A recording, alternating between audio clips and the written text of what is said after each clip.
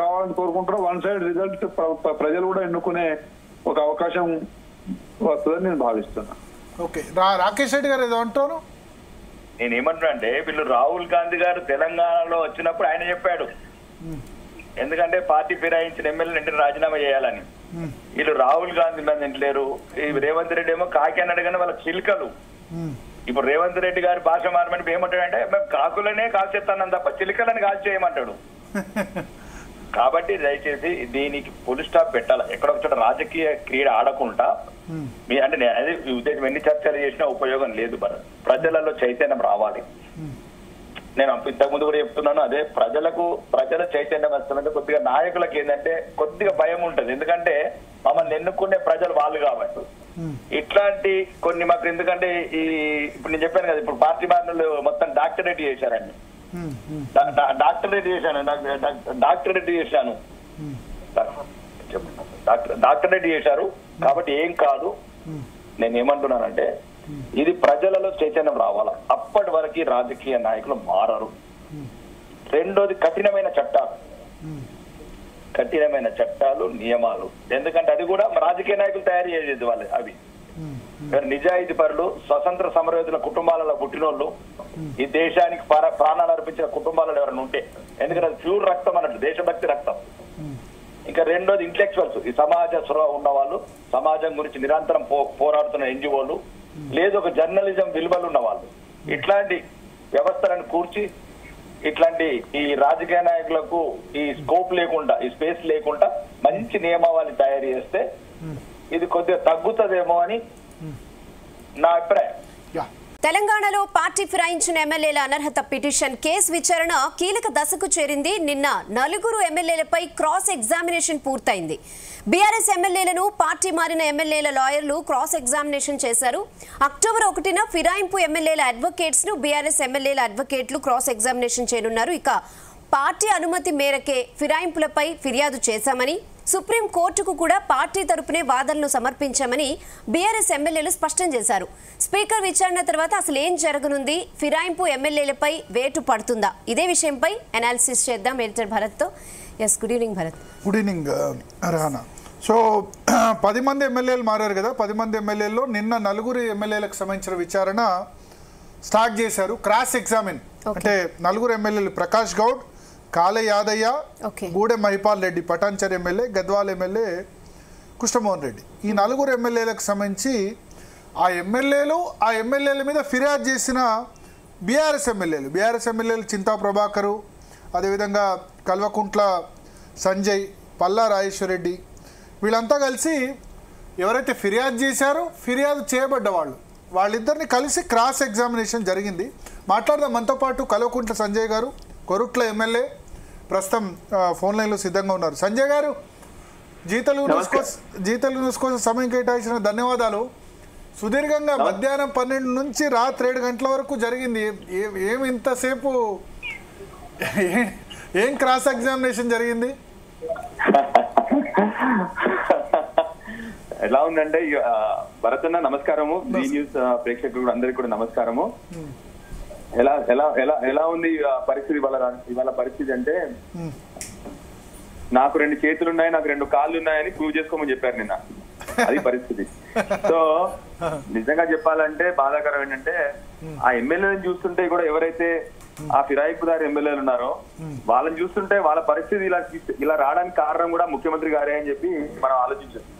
ఎందుకంటే ముఖ్యమంత్రి గారు ప్రతిసారి తొడగొట్టి ఎమ్మెల్యేలు మారినా నాకు రాజ్యాంగంతో పని లేదు, ఎవరు నన్ను ఏమి చేయలేరు, ఈ అసెంబ్లీకి కంప్లీట్ ఇమ్యూనిటీ ఉంది, ఈ ఎమ్మెల్యేలు అందరూ కూడా ఏమి కాదు ఇంకా రండి అని చెప్పి ముఖ్యమంత్రి గారు ప్రతిసారి అసెంబ్లీలో గట్టిగా అరిచినారు. ఇప్పుడు ఏం చేశారు వాళ్ళ పరిస్థితిని? ముఖ్యమంత్రి గారు అందరినీ నాకు తెలీదు, ఆ కండువా కాంగ్రెస్ కండువా కాదు, కండువా తప్పుకున్నంత మాత్రాన వాళ్ళు పార్టీ మారినట్టు అని ఇదే ముఖ్యమంత్రి గారి మాటలో చెప్తా ఉన్నారు. బాధ ఏంటంటే పాపం వీళ్ళు ఆయన నమ్ముకొని అందులోకి పోయి ఇవాళ భయంకరమైన పరిస్థితుల్లో అందరు కూడా ఇరుక్కుని ఉన్నారు. నిన్న విచారణ ఏంటంటే వాళ్ళు పార్టీ మారలేదు, మేము బీఆర్ఎస్ లో ఉన్నామని వాళ్ళు అఫిడవిట్ ఇచ్చారు. మేమేమో అన్ని ఎవిడెన్స్లు అంటే ప్రజాక్షేత్రంలో నుంచి వచ్చిన ఎవిడెన్స్లే. ఉదాహరణకి జీ న్యూస్ లో కూడా ఒకసారి వచ్చింది ఈ ఎమ్మెల్యేలు ఇలా కాంగ్రెస్ వాళ్ళు జాయిన్ అయ్యారని. కానీ వాళ్ళు ఏమన్నారు నిన్న ఆ న్యూస్ తప్పంటున్నారు. సో మీరు ఇప్పుడు భరత్ గారు కూడా ఒక ఎవిడెన్స్ గా ఉండాల్సి వస్తుంది. భరత్ అన్న మీరు కూడా ఎవిడెన్స్ ఉండాల్సి వస్తుంది ఇప్పుడు. ఏంది జీనియస్ లో వచ్చిన ఏ క్లిప్పింగ్ సంబంధించి అప్పుడు పార్టీ మారినప్పుడు మీరు ఒక క్లిప్పింగ్ ఇచ్చారనమాట.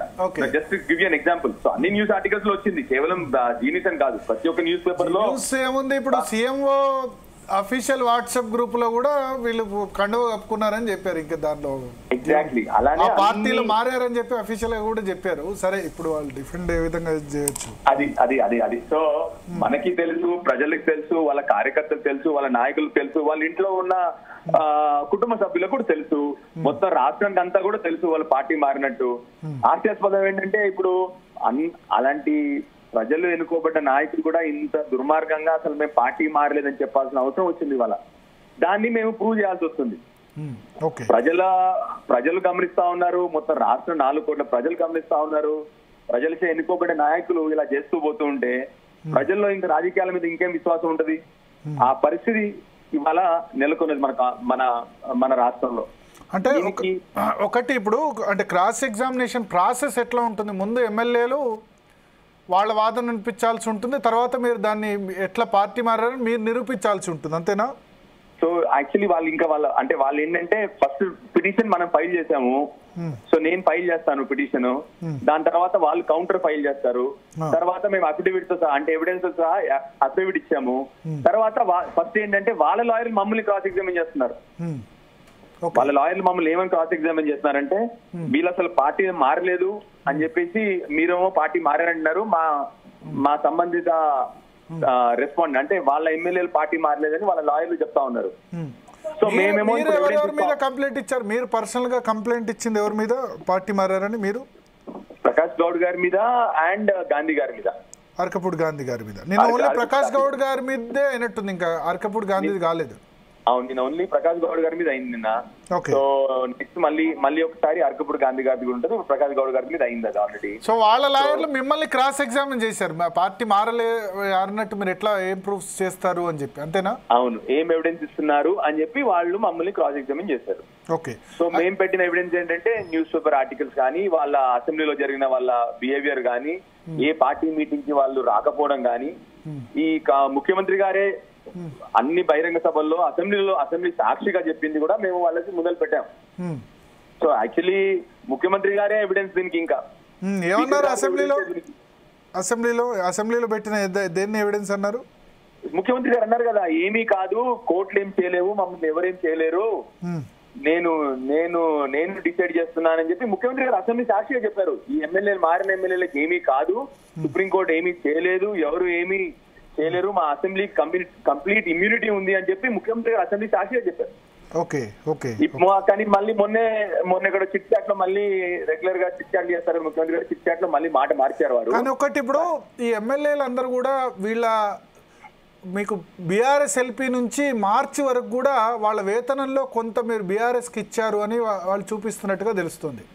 సో బీఆర్ఎస్ కాదు అది ఏంటంటే భరత్ గారు, సో అందరం కూడా లెజిస్లేటర్ పార్టీ ఆఫీస్ ఉంటుంది కదా, మా పార్టీ ఆఫీస్ రన్ అవ్వడానికి ప్రతి ఒక్క ఎమ్మెల్యే సంవత్సరం అంటే మొత్తం సంవత్సరానికి కొద్ది డబ్బులు ఖర్చు చేయమని స్పీకర్ గారు రాసిస్తాం. ఇండివిజువల్ గా అది ఒక్కొక్కరు ఇండివిజువల్ గా రాసి లెజిస్లేటర్ పార్టీ కోసం. అది కూడా వాళ్ళది మొన్న ఇయర్ ఎండింగ్ అయిన తర్వాత మళ్ళీ వాళ్ళు దాన్ని మళ్ళీ ఇవ్వలేదు. నెక్స్ట్ ఇయర్ ఈ సంవత్సరం ఇయర్ కూడా ఇవ్వలేదు వాళ్ళు. సో వాళ్ళు పార్టీ నుంచి వెళ్ళిపోయారు కాబట్టి మళ్ళీ వాళ్ళు లిఖిత పూర్వకంగా ఇవ్వలేదు కూడా వాళ్ళు. సో అండ్ ఇవన్నీ స్పీకర్ కి ఎందుకు ఇప్పుడు మీ బీఆర్ఎస్ ఎల్పీ మెయింటైన్ చేయడానికి ఆఫీస్ స్టాఫ్ కి సాలరీస్ పార్టీ నుంచి కాదా? పార్టీ నుంచి కాదు, శాసనసభ అంటే మాకు శాలరీ వచ్చేది కదా అందరు ఎమ్మెల్యేస్ కి.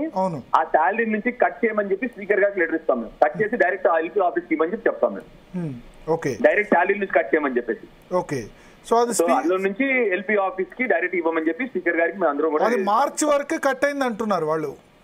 మార్చి వరకు కట్ అంటే వాళ్ళు ఇయర్ స్టార్టింగ్ లో ఇస్తారు కదా, మార్చ్ టు మార్చ్ వరకు కట్ అయింది. ఆ తర్వాత ఆగిపోయింది కూడా, ఆ తర్వాత వాళ్ళది ఆగిపోయింది కూడా వాళ్ళది. ఓకే, ఓకే, అంటే మళ్ళీ రివైవ్ చేయలేదు వాళ్ళు, because they already change the parties. అప్పటికి పార్టీలు మారిపోయారు కాబట్టి వాళ్ళు మళ్ళీ రివైవ్ చేసుకోలేదు. అది ఇప్పుడు ఒక ఆర్గ్యుమెంట్ మొన్న సీఎం చిట్ చాట్ కానీ మిగతా దానిలో తీసుకొచ్చింది ఏంటంటే, వాళ్ళు ఎక్కడ విప్పుకి వ్యతిరేకంగా ఓటేస్తే, విప్పు జారీ చేస్తే వ్యతిరేకంగా ఓటేస్తే అనర్హత వేటు వర్తిస్తుంది తప్ప మిగతా కేసుల్లో వర్తించదు అసలు ఎప్పుడు మీరు విప్ జారీ చేయలేదు, దానికి వాళ్ళు వ్యతిరేకంగా కూడా ఓటేయలేదు అని అంటున్నారు. కాన్స్టిట్యూషన్ ప్రకారం విప్ జారీ చేయాల్సిన అవసరం లేదు. వాలంటరీగా ఎప్పుడైతే ఆ ఎమ్మెల్యే ఈ పార్టీ యాక్టివిటీస్ ఫాలో అవ్వరో, ఈ పార్టీకి సంబంధించిన యాంటీ పార్టీ యాక్టివిటీస్ చేస్తారో, అలాంటప్పుడు it need not be whip అల్సిన అవసరం లేదు. రాజ్యాంగంలో బ్రహ్మాండంగా పొందుపడుతుంది ఏంటంటే anybody who does it voluntarily, అంటే ఆయన స్వతహా చేసినా కూడా దాని మీద యాక్షన్ తీసుకోవచ్చు. So legally they are bound only వాళ్ళు. సో విప్ జారీ చేయకపోయినా పర్లేదు. మళ్ళీ లాయర్లు ఈ ప్రశ్న అడిగారు, మరి మీరు ఇన్ని రోజులు ఎందుకు యాక్షన్ తీసుకోలేదంటే ఇదే కదా యాక్షన్ తీసుకుంది, మేము కోర్టులో ఆల్రెడీ కోర్టుకు పోయాము, సుప్రీంకోర్టుకు కూడా పోయాం కదా అని చెప్పాను. That is self is an action కదా అని చెప్పాను ఆల్రెడీ. Okay okay. సో ఇప్పుడు ఫైనల్గా ఇప్పుడు వాళ్ళు కాంగ్రెస్ అనేది ఏంటంటే సరే ఇవన్నీ కూడా ఫిరాయింపులు ఇది కాదనేది, ఫిరాయింపులు మొదలు పెట్టిందే బీఆర్ఎస్ కదా. 2014లో తీసుకున్నారు, 2018లో తీసుకున్నారు, ఇవి వాళ్ళు చెప్తున్నారు. సో మోర్ అంటే ఐ మీన్ అప్పుడు తీసుకున్నాము 2018లో తీసుకుంది కూడా అది అంటే నేను చెప్పేది ఏంటంటే ఇక్కడ ఎమ్మెల్యేలు తీసుకోలేదని చెప్పట్లేదు, రాజ్యాంగబద్ధంగా తీసుకున్నాము.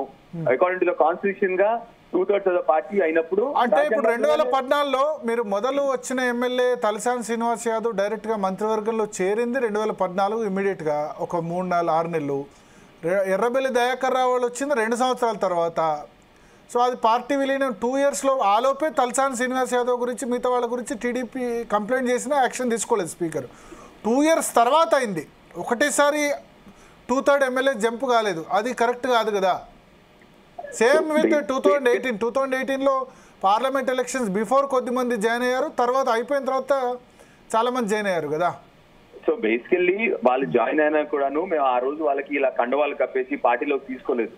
వి కెప్ట్ దెమ్ ఆన్ హోల్డ్ లో పెట్టి అందరూ ఎప్పుడెప్పుడైతే 2/3 అయిందో రాజ్యాంగబద్ధంగా ఏదైతే రైట్ కరెక్ట్ అవుతుందో దాని ప్రకారమే చేస్తాం మేము ఆ రోజు.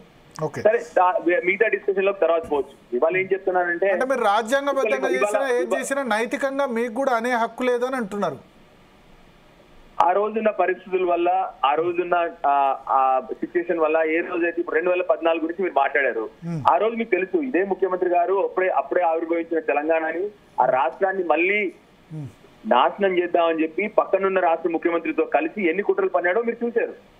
ఆ పరిస్థితుల్లో తెలంగాణని కాపాడుకోవాలి, తెలంగాణ రాష్ట్రాన్ని మళ్ళీ ఆ పరిస్థితి రావద్దు తెలంగాణ రాష్ట్రానికి అని చెప్పి ఆ రోజు చేయాల్సిన పరిస్థితి. తెలంగాణ రాష్ట్రాన్ని కాపాడుకోవడానికి చేయాల్సిన ఏ పనులైతే చేయాలో కేసీఆర్ గారు ముందు నుండి ఎలా అయితే తెలంగాణ కోసం పోరాడుతున్నారో ఆ రోజు కూడా మళ్ళీ వచ్చిన తెలంగాణ రాష్ట్రాన్ని కాపాడుకోవడానికి కోసమే కేసీఆర్ గారు ఆ రోజున్న ఆ శాసనసభ్యులందరినీ కూడా అది కూడా రాజ్యాంగబద్ధంగానే ఆ రోజు పార్టీలో కలుపుకోవడం జరిగింది.